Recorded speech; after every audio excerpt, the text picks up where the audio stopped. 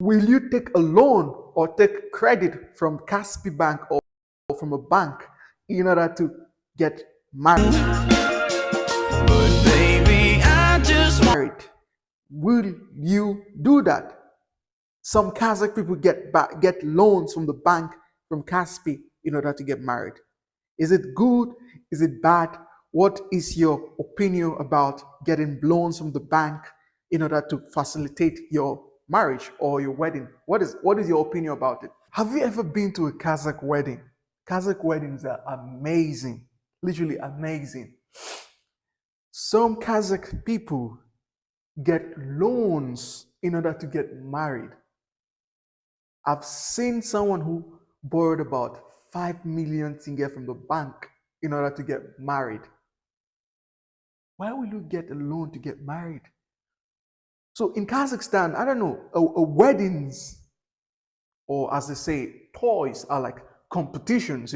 Everybody's looking for the biggest wedding in the whole of the city or in the whole of the country. People throw weddings like almost 500 people, 1,000 people. I haven't heard in some cities like Shymkent, you have like almost 2,000, 5,000 guests for a wedding.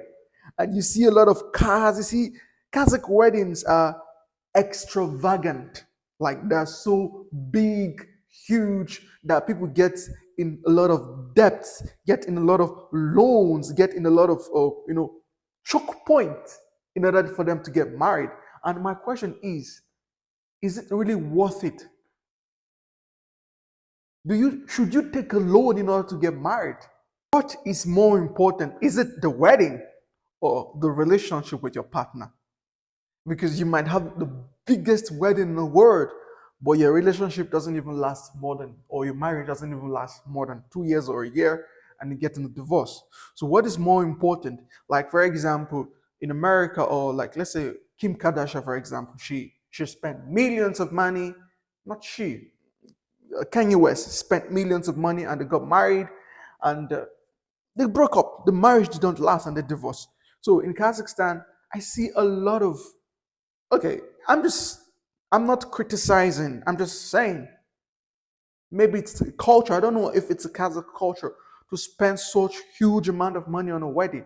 But if I'm getting married, 10 people is enough, or 5 people is enough for my marriage, for my wedding. I don't need all this extravagant life. I don't want all this big, a lot of guests. I don't want that. 10 people, in fact, 10 people, 10, it's enough for my marriage. So my question is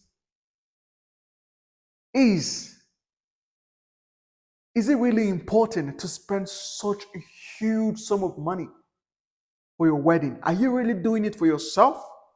Or are you doing it for people to say that, oh, this guy's wedding was good? So are you really doing it for yourself? Because if you're really doing it for yourself, you won't get bank loans of 5 million, 10 million in order to put on your wedding. I've read a lot of news and I've seen a lot of things where people get in debt just because they want to get married. Wedding or marriages should be easy or simple, as I would say, simple or easy. So, but Kazakh toys or Kazakh weddings are amazing. I love the atmosphere.